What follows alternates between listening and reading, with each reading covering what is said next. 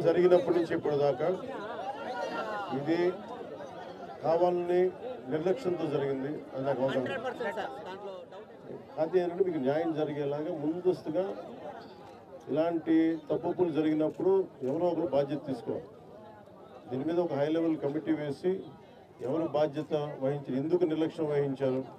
ఇందాక చెంగలరాయుడు గారు కూడా చెప్తా ఉన్నారు. అంతకుముందు గతంలో కూడా మన వాళ్ళందరూ చెప్పారు, మన నాయకులందరూ చెప్పారు, ప్రజలు చెప్పారు.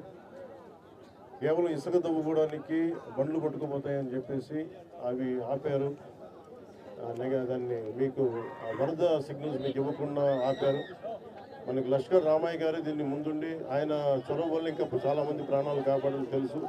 అందుకని గుర్తించాను, ఆయనకి సన్మానం చేశాం. అవును, నాకు అవగాహన. ఇది నాకు మీకు మాట ఇస్తున్నాను. ఇది డిప్యూటీ సీఎం ఆఫీస్ నుంచి ప్రత్యేకించి దీన్ని దృష్టి పెట్టి ఇది నేను పర్యవేక్షిస్తాను. ఉన్నతాధికారుల బృందాన్ని పంపిస్తాను ఒకసారి. అలాగే డ్యామ్ కూడా మళ్ళీ పునర్నిర్మాణం చేయాలి, మళ్ళీ దాన్ని ఆధునీకరించాలని చెప్తా ఉన్నారు అధికారులందరూ. సో దీని మీద కొంచెం నాకు సమయం ఇవ్వండి.